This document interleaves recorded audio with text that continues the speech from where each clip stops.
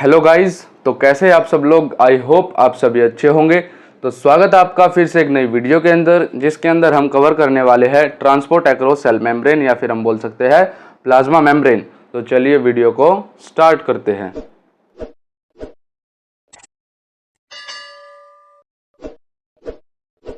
Transport across cell membrane. आज की video के अंदर हम डिस्कस करेंगे कि जो हमारी प्लाज्मा मेम्ब्रेन होती है उसके एक्रॉस हमारे मॉलिक्यूल्स होते हैं वो कैसे उसको पार करते हैं साइटोप्लाज्म के अंदर जाने के लिए, या फिर हमारे जो सेल के इनसाइड कोई मटेरियल प्रेजेंट है वो सेल के बाहर कैसे आता है। आज की वीडियो के अंदर हम यही डिस्कस करेंगे। As we know our cell membrane और plasma membrane is also known as lipid bilayer. जैसा कि हमने अपनी लास्ट वीडियो के अंदर डिस्कस किया था, जो हमारी सेल मेम्ब्रेन या प्लाज्मा मेम्ब्रेन होती है वो लिपिड बाइलेयर स्ट्रक्चर होता है, जो कि लिपिड मॉलिक्यूल से मिलके बना है। It is like a gate keeper to cell which determine what molecule can move into और आउट ऑफ द सेल। ये हमारा गेट कीपर की तरह होता है। जो हमारा प्लाज्मा मेम्ब्रेन होता है वो गेट कीपर के अंदर की तरह होता है, जो कि डिसाइड करता है कि कौन से मॉलिक्यूल्स हमारे सेल के अंदर आएंगे और कौन से मॉलिक्यूल हमारे सेल से बाहर जाएंगे। As our cell membrane is semi permeable in nature means it allow any only specific molecules. जैसा कि हमें पता है जो हमारी सेल मेम्ब्रेन है वो सेमी परमेबल नेचर की है, मतलब ये हमारी कुछ स्पेसिफिक टाइप के मॉलिक्यूल्स को अलाउ करते हैं सेल के अंदर आने के लिए या फिर सेल से बाहर जाने के लिए। एंटायर सेल इंटरनल एनवायरनमेंट, ये हमारे सेल के इंटरनल एनवायरनमेंट को मेंटेन रखती है। There are two major ways by a molecule can move across plasma membrane।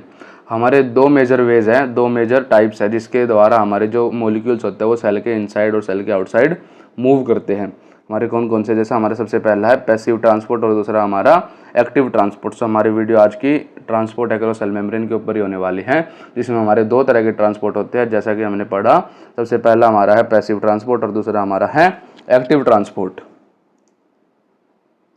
Passive transport हमारा क्या होता है। In passive transport no energy is required. Passive transport जैसा कि हमें वर्ड से ही समझ में आ रहा है, पैसिव का मतलब है मीन्स इसके अंदर कोई एनर्जी की ज़रूरत नहीं है। In passive transport no energy is required for transportation of molecules. Passive transport के अंदर उसके अंदर हमें कोई एनर्जी की ज़रूरत नहीं होती, मीन्स हमारी सेलुलर एनर्जी जो होती है हमारी एटीपी। पैसिव ट्रांसपोर्ट के अंदर एटीपी की ज़रूरत नहीं होती मॉलिक्यूल्स की ट्रांसपोर्टेशन के अंदर। It is like diffusion process, ये हमारा डिफ्यूजन प्रोसेस की तरह होता है। इसको हम पैसिव ट्रांसपोर्ट या फिर हम इसको पैसिव डिफ्यूजन भी बोल सकते हैं, बिकॉज डिफ्यूजन के अंदर भी हमारी एनर्जी की ज़रूरत नहीं होती। द पैसिव ट्रांसपोर्ट ऑफ और diffusion is further divided into two types. जो हमारा पैसिव ट्रांसपोर्ट है या फिर हम बोल सकते हैं डिफ्यूजन, ये आगे फर्दर भी दो टाइप्स के अंदर डिवाइड है। चलिए उनको देखते हैं। हमारा सबसे पहला पार्ट है सिंपल डिफ्यूजन या फिर simple passive transport. Diffusion is movement of particle down their gradient. So diffusion की डेफिनेशन देख लेते हैं। हमारा डिफ्यूजन क्या होता है। डिफ्यूजन होता है हमारा पार्टिकल्स की movement down their gradient, means higher concentration से लोअर कंसंट्रेशन के अंदर कोई भी पार्टिकल मूव कर रहा है तो उसको एनर्जी की ज़रूरत नहीं होती, और यही प्रोसेस हमारी क्या होती है, diffusion.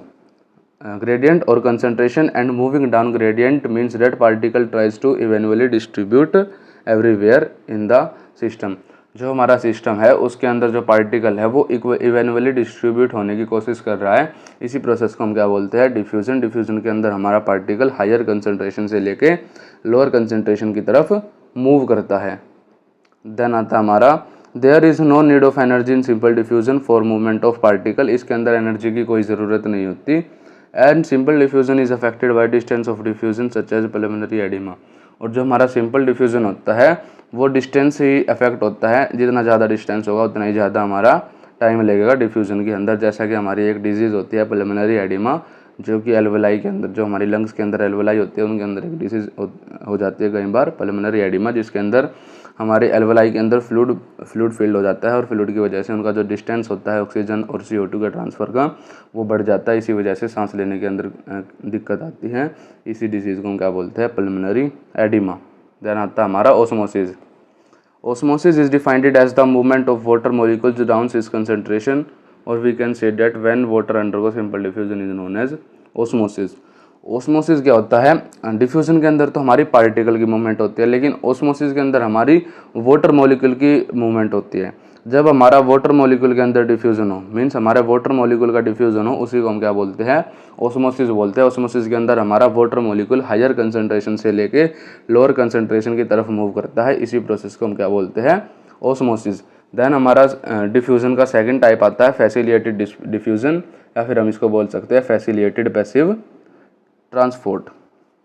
In facilitated diffusion, the movement of particle down their gradient is helped और facilitated by transport channel। जो हमारा फैसिलेटेड डिफ्यूज़न होता है या फैसिलेटेड ट्रांसपोर्ट होता है, उसके अंदर जो पार्टिकल होता है उसकी हेल्प की जाती है या फिर उसको फैसिलेट किया जाता है आयन चैनल्स के द्वारा, या फिर हम बोल सकते हैं ट्रांसपोर्ट चैनल के द्वारा।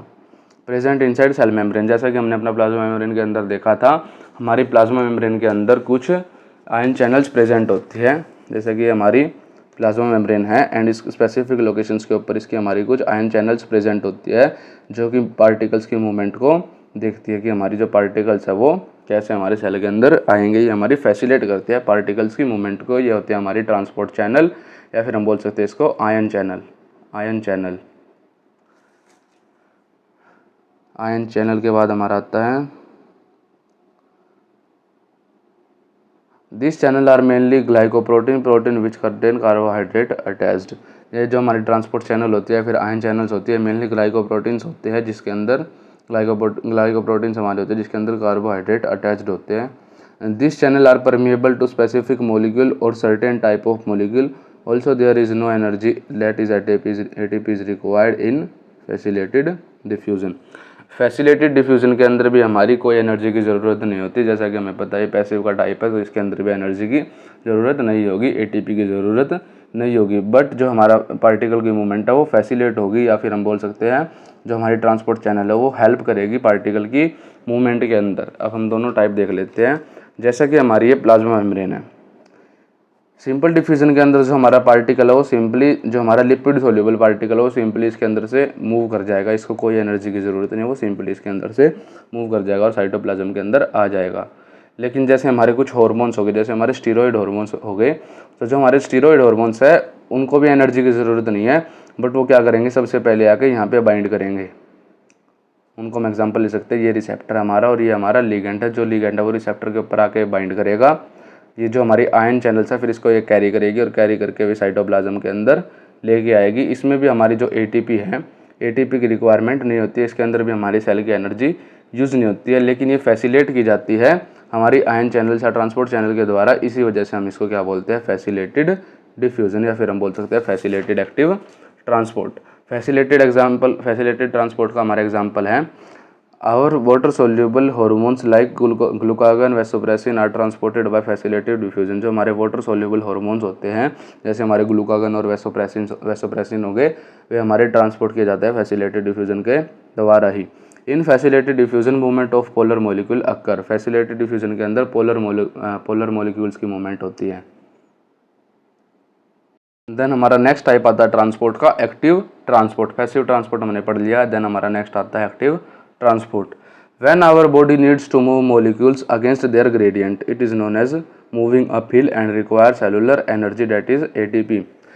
पैसिव ट्रांसपोर्ट के अंदर जैसा कि हमने पढ़ा उसके अंदर एटीपी या फिर हम बोल सकते हैं सेलुलर एनर्जी की कोई रिक्वायरमेंट नहीं होती है, लेकिन एक्टिव ट्रांसपोर्ट के अंदर हमारी एटीपी या फिर हम बोल सकते हैं सेलुलर एनर्जी की रिक्वायरमेंट होती है। इसके बिना हमारा एक्टिव ट्रांसपोर्ट पॉसिबल नहीं है। पैसिव ट्रांसपोर्ट के अंदर तो हमारा डाउन हिल होता था, मीन्स हमारा जो पार्टिकल होता था वो अपर कंसंट्रेशन से लेकर लोअर कंसंट्रेशन के अंदर आता था, लेकिन एक्टिव ट्रांसपोर्ट के अंदर हमारा लोअर कंसंट्रेशन से लेकर हायर कंसंट्रेशन में हमारा मॉलिक्यूल जाता है, मूव करता है। सो इसके अंदर हमारी एटीपी की ज़रूरत पड़ती है और इसी मूवमेंट को हम क्या बोलते हैं, uphill movement. Active transport is further classified into 2 types. Active transport भी हमारा फर्दर 2 टाइप्स के अंदर क्लासीफाई किया जाता है। इसमें हमारा सबसे पहला टाइप है primary active transport. Primary active transport में क्या होता है, in primary active transport the cellular energy that is ATP is directly used to uphill a molecule. Primary active transport के अंदर जो हमारी सेलुलर एनर्जी होती है, जो कि हमारी एटीपी होती है, वो डायरेक्टली यूज़ कर ली जाती है किसी भी मॉलिक्यूल को अपील करने के लिए, या हम बोल सकते हैं लोअर से हायर कंसंट्रेशन के अंदर मूव करने के लिए डायरेक्टली एटीपी को यूज़ कर लिया जाता है। It is very costly in terms of energy and used as specific cases. यह हमारी बहुत कॉस्टली होती है in terms of energy, energy के टर्म में अंदर ये हमारी बहुत कॉस्टली होती है, मीन्स हमारी एनर्जी को बहुत ज़्यादा यूज़ करती है और ये बॉडी के अंदर कुछ स्पेसिफिक केसेस के अंदर ही यूज़ होती है, ये सभी केसेस के अंदर यूज़ नहीं होती। एग्जाम्पल जैसे हो गया, it is used in sodium potassium pump, जो हमारा सोडियम पोटाशियम पंप होता है जो कि हमारा न्यूरॉन के अंदर प्रेजेंट होता है। न्यूरॉन की जो हमारी सेल मेम्ब्रेन होती है, प्लाज्मा मेम्ब्रेन होती है, उसके अंदर हमारा प्रेजेंट होता है सोडियम पोटाशियम पंप, जो कि हमारे इम्पल्स जनरेशन के अंदर हेल्प करता है। ये हमारा आगे फर्दर बहुत पूरा एक यूनिट है इसके ऊपर, इसको हम डिटेल के अंदर वहाँ पे स्टडी करेंगे। बस यहाँ पे आप ये देख ले कि हमारा जो प्राइमरी एक्टिव ट्रांसपोर्ट है उसके अंदर हम डायरेक्टली एटीपी यूज़ कर ली जाती है हमारी सेल के द्वारा किसी भी मॉलिक्यूल को अपहिल मूवमेंट कराने के लिए, और इसका एग्जांपल हमारा है सोडियम पोटाशियम पंप जो कि न्यूरॉन के अंदर प्रेजेंट होता है। देन हमारा सेकंड टाइप आता है secondary active transport. In secondary active transport में क्या होता है, in secondary active transport the movement of multiple molecules occur. Primary के अंदर तो हमारी सिंगल पार्टिकल की मूवमेंट होती है, लेकिन सेकेंडरी के अंदर हमारी मल्टीपल मॉलिक्यूल्स की मूवमेंट होती है। In which one molecule is pushed uphill and other is downhill, जिसके अंदर हमारा एक मॉलिक्यूल्स तो अपहिल मूव करता है, मीन्स जो हमारे मल्टीपल है, मल्टीपल से हमारे कुछ तो अपहिल मूव करेंगे और कुछ हमारे डाउन हिल मूव करेंगे, मीन्स हमारे कुछ तो लोअर टू हायर जाएंगे और कुछ हमारे हायर टू लोअर आएंगे। So the energy released by down hilling molecule is used by uphilling molecules. जो हमारी जो डाउन हीलिंग मॉलिक्यूल्स के द्वारा एनर्जी रिलीज़ की गई है, जो हमारा डाउन हीलिंग मॉलिक्यूल है उसको एनर्जी की तो ज़रूरत है नहीं, मीन्स वो हमारा पैसिव ट्रांसपोर्ट कर रहा है। सो वो जब मूव करेगा सो हमारी वो कुछ एनर्जी रिलीज़ करेगा, तो जो एनर्जी रिलीज़ करेगा वो हमारी अप हीलिंग मॉलिक्यूल के द्वारा यूज़ कर ली जाएगी। इसी को हम क्या बोलते हैं, सेकेंडरी एक्टिव ट्रांसपोर्ट। एग्जांपल हो गया जैसे इसका sodium calcium exchanger in heart cell. Heart cell के अंदर जो हमारा सोडियम कैल्शियम एक्सचेंजर प्रेजेंट होता है वो इसका एग्जांपल है। सो प्राइमरी के अंदर तो हमारी डायरेक्टली यूज़ हो जाती है एटीपी, जो कि सेलुलर एनर्जी होती है किसी भी पार्टिकल को अपहिल मूवमेंट के लिए। लेकिन जो हमारे सेकेंडरी होता है उसके अंदर हमारा एक मॉलिक्यूल तो अपहिल मूव करता है और एक मॉलिक्यूल डाउन हिल करता है। जो हमारा डाउन हिल करता है उसके द्वारा रिलीज़ की एनर्जी अपहिल के द्वारा यूज़ कर ली जाती है और इसी को हम सेकेंडरी एक्टिव ट्रांसपोर्ट बोलते हैं।